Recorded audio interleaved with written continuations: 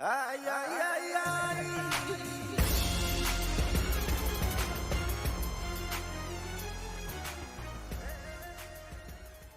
Hello guys, this is Blaze back again for another video, and this time we're doing another Blaze review. Now, of course, with Blaze reviews nowadays, I'll be talking about volumes instead of completed series.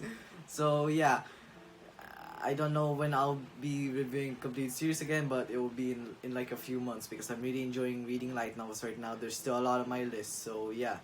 Now, the series that I'll be talking about today is Tante wa mo Shinderu, or The Detective is Already Dead, Volume 1. The author being Nigostyu, the illustrator being Umibusu, and made by Empress. So yeah. Now, with these base reviews, of course, chapter by chapter. I think you already know the drill, so yeah, let's get started. Now, when it comes to the prologue, it basically showed 3 scenes. First being the first meeting of Siestia and Kimi, which is basically the first few minutes of episode 1, the last minute of episode 1, excluding the opening at the end there, and the first segment of episode 2. Because there are 3 scenes, like I said, Kimi meeting Siesta for the first time, then the second scene being, yeah, with the search history stuff in the first segment of episode 2, which, yeah. Kimihiko, you really had a fun time with Siesta with those 3 years. Okay, that's reminiscing stuff. And since I'm caught up with the novels up to volume 5, can't really spoil stuff yet, so yeah. And the third scene being, of course, the last minute of the anime where Kimiko said that tore them apart, and he title dropped the title, of course, being The Detective is Already Dead. So yeah, which is kind of a heartbreak by the looks of it. I mean, yeah, it's Kimihiko is a character. Basically, he's a normal boy. That's basically all he wanted. But now, after meeting Siestia and that tearing both of them apart, yeah, he's filled with loneliness. And that's where the girl named Nagisa Natsunagi comes in with chapter 1. So yeah, chapter 1. Now, chapter 1 is where the first case of Kimihiko the assistant will begin. Now, this will involve, of course, the girl known as Nagisa Natsunagi. And this where they first met in the school. Then she did some gestures to Kimihiko that's gonna be explained later. So, yeah, let's move on. The case being to find the donor of her art. Basically, after that, she talks about how there's really a weird thing that's happening to her, that what she's doing. Then basically, Kimiko talks about memory transfer. Like, there's a chance that if your heart gets transplanted onto another, you can get the memories of that person. You're talking about 2 consciousness in a body, basically. And that will be explained later. And Nagisa wants to know who does that person want to get to. Now, of course, they went to the police station to meet Fubi. Of course, Kimihiko, as always.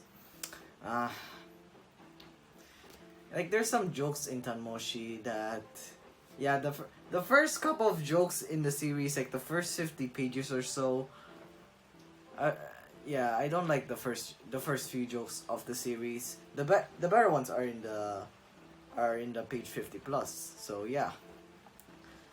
Now we get to the police station. They basically send us to where Bat's prison cell is. This is where they talk about how they met 4 years ago. Now, basically, the anime showed us the entirety of that scene, like in episode 1, while the novels split it into 2. because it happens both in the prologue, then the flashback where the actual fight happens. And yeah, after that, there's something in episode 2 that I wanted to nitpick, and that was they didn't build up the dialogue of the characters very well. It didn't set up the structure amazingly. Like it's decent at best, but yeah. Like for example, after Kimiko finding out the realization that Nagisa's heart belongs to Siestia, bro, that really hits hard in the novels. Like it really hits hard. While the anime is just lackluster, to say the least. And Nagisa's dialogues are just like her monologues. Like episode 3 really made up for it with the A Girl's Monologue, which basically is Nagisa's dialogue about Nagisa's life before they gave her that transplant. And yeah, now after that, of course, Nagisa owes this heart to Siestia, so she will be the substitute detective. Well, of course, Kimi being the assistant. And one of my favorite lines in Volume 1, the detective is already dead, but her will never die. That's just how it hits. I just miss Siestia. Thankfully, in Volume 2, we'll meet her soon enough, and yeah. Basically, what happens in Chapter 1 is in Episode 2. Basically, that's it. Now, the chapter after A Girl's Monologue is basically, like, instead of Bat, since there are many members of SPES, like, for example, we already met Bat, there's also Medusa, and we'll meet others along the way. Now, the chapter after A Girl's Monologue is basically Kimihiko and Cestia solving the Medusa case and basically, yeah, fighting them in a way when you talk about it. And yeah, don't need to talk about that. It's just like a few pages. And yeah, let's get into chapter 2. Now, chapter 2 is where you only need to drop the video right now, because I will do some spoilering from here on out, because yeah. Now, you can still stick around because since part of chapter 2 was adapted, which episode 3, amazing, phenomenal episode. They really adapted it very well. The pacing was so well. They only adapted about 30 pages, which props to them. Now, the second case in chapter 2, being the Yui Saikawa case, involves Yui Saikawa, the national idol, basically wants Kimihiko and Nagisa to protect the 3 billion yen sapphire, which is really a $30 million sapphire. That's small as fuck. Well, we don't need to talk about that.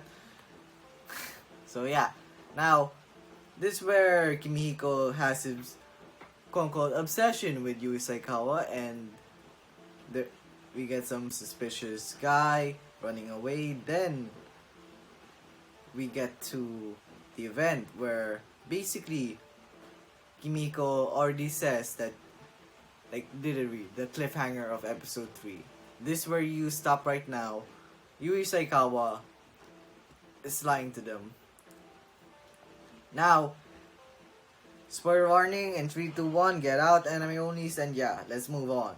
Now, basically, Kimiko investigates it, talking about how Yui, despite being only having one eye, doesn't have any difficulty walking. Like, for example, even though Yui walks on his right side while his eye only is left, she drinks tea using her left instead of right. Like, seriously, these are amazing clues that I didn't even thought of basically thinking about unless it was made through the anime. I think the anime made it very well that you can also solve the clues along with Kimihiko, and then since the kicker will be, since they didn't filed a police report on that advance notice given by that quote-unquote thief, it basically means that it was a bait for them, since it was, of course, the bait is by Spes, and Yui has been threatened to basically kill Kimiko and Nagisa. Now, after that, Yui basically tells about her backstory, then Nagisa convinces to make an alliance with them because, like, technically, all three of them are basically enemies of Spes. Even if Yui kills Nagisa and Kimihiko, they will still take that eye because that eye is involved with Spes, which I think that makes the $30 million sapphire eye really well. Now, the 30 million sapphire eye is Yui's left eye, which is an artificial I don't know what's the word, prostituted. I don't know what's the word, but it's somewhat close to the eye, and yeah. Now, after they convinced, they went to a vacation, and that's where we meet the last of the main characters, Charles Anderson. I call her Charles, but Kimiko calls her Charlie. But since I know many characters with the name Charlotte, Charles, like for example, Boarding School Juliet, I just call them by Charles. So, Charles is Siestia's, instead of assistant like Kimihiko, she is Siestia's apprentice. Now, we get to the second A Girl's Monologue, which involves Nagisa talking about giving a second chance on her life. Now, this where basically Nagisa talks about how her thoughts being the ace detective, and yeah, such heartwarming. Now, the chapter after that is where we get a flashback of Kimihiko, Charo, and Siesta together. Now, of course, like always, like it feels like Siesta is the mother, while Kimihiko and Charo are the children of Siesta. They have that type of bond, which is really touching to say the least. Now, that's basically it. Let's move on to the third part of the book. So yeah, let's move on to chapter 3. Now, chapter 3 is where they are in a cruise ship because, like I said, they're in a vacation and basically Saikawa is treating them, so they're basically on a cruise ship. Of course, they met with Charo. Now, after that, Charo basically trash talk Kimisuka and Nagisa, and after that, like in the chapter before that, we get to see her childish side, which, yeah, she's mostly kind of useless, not gonna lie. Like, she is useful, but she is useless. Just like Siestia, she's not the brightest bulb. So, yeah. Now, after that, Nagisa, Saikawa talk to each other. Then, after that, when Kimiko was talking to Saikawa in her room, we got the announcement of Nagisa being kidnapped. And after that, we meet another Spes member known as Chameleon, which I already know. Yes, the guy has the power of a chameleon, long tongue, has a tail, can basically hide itself. Yeah, basically a power of chameleon, like just like bats, with his ear, his enhanced fucking ear. Okay, then after that, Kimihiko fights the chameleon, barehanded by the way, and then we meet Charo with a machine gun, and then basically hands him a handgun, which, yeah, I think you saw it. When you watch all three trailers together, you see Kimihiko with a handgun on the ship. Then we get to, the reunion after a year. Basically, in summary, Nagisa allowed Siestia to basically control her body, basically stepping in. So so Siestia can save Kimiko. That was Nagisa's request to Siestia, and after that, Siestia, she's back. Like, just like Kimihiko said, she may, on the outside, she may look like Nagisa Natsunagi, but on the inside, she was really Siestia.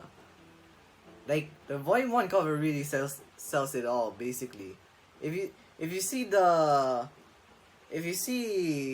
that's actually two different beings. Like, for example, in this part, like, where the brown part right here, that's basically the outside, Nagisa Natsunagi, while on the inside it's Siestia. So yeah, great. I would praise the anime if they really like make this scene animated, because I really want to see this scene animated, not gonna lie. And yeah, I think they already did with the ending. So yeah, need to see Kimihiko in that side as well. That's my request, Tanmoshi anime. Like, that's my request. And then, and they talk about how they got drunk and slept together. Yeah, I won't talk about that. That's in Volume 2. Let's move on. Then after that, the third girl's monologue is basically Nagisa talking to Siestia about her request to basically take over her body to save Kimihiko. And yeah, this is basically the last time Siestia will come out of that body. And yeah, like, after that, Nagisa talks about her monologue about, yeah, Siestia made her have a second life, and she is very grateful that she is now the ace detective. After that, we get to the epilogue where basically Shaw talks about, yeah, Kimiko says that we got saved by Siestia again, and yeah. Then we got to the actual legacy. Now, in chapter 3, Charo didn't really go to that place for nothing. She wanted to find the legacy of Siestia, and that legacy is, I want all four of you to debate Spes. The legacy of Siestia is Kimihiko Kimisuka, Yui Saikawa, Nagisa Natsunagi, and Charles Anderson. You four are my legacy. That's what Siestia says. And then we get to the final scene where basically it really parallels the prologue, which is like, is there a detective on a plane? That's where Kimisuka and Siesta met. And then in the epilogue, it's basically, is there a detective on the ship? And yeah, it's too early for an epilogue with this series, of course. Even catching up to the light novels, it's literally far from over. It can literally go in many directions, especially with Volume 5. After Volume 5, it can literally go in any direction at once. So yeah. Now, my overscore of Volume 1 is a light 9.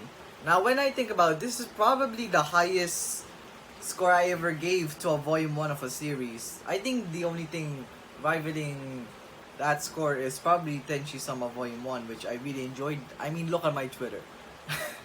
I'm obsessed with that series. So, yeah. But we don't need to talk about that. That will be in another Blaze review when I talk about Volume 2 in August. So, yeah. Now, I love the characters. Kimihiko, Nagisa, Saikawa, Charo, Siestia, I love them all. They get better in the light novels, but this is a really good introduction to their characters. Which, yeah, especially Kimihiko, Siestia, and Nagisa, they get real good in the light novels. So, yeah. Now, like I said in the title, it's an interesting and puzzling volume. Now, what I say that it's really interesting when it comes to the story, the mysteries, and it's puzzling. Like, even though I know the answers now to those questions that I have when I was reading Tanmoshi from volumes 1 to 5, it still truly is puzzling if I put it in a fresh perspective. So yeah. Huh. I, man, I really come to love this story, and I can't wait for more volumes to be translated by Empress, especially volume 2. That volume is just, like, in my first impression, I gave this a 9, and now it's a light 9 because I come to appreciate it, since, of course, like, literally rereading a series feels so much better than the first read, in my opinion, when it comes to light novel series. Well, can't wait to basically wait many months to get volume 2, and that will be a 10 out of 10 experience, because in my first impression of volume 2 I gave it a 10, and I bet it will still be the same. Can't wait to be heartbroken by that volume. And the anime adaptation, I want that scene to be adapted great. That's all. My standard is that I want that scene to be great. So yeah, this back at the end of the video. I guess. Please like, subscribe, hit the notification bell so you don't miss any of my videos. Share with a friend and watch these videos next right there. So yeah, sorry for the audio for this entire video since it's raining and I really can't do anything about it.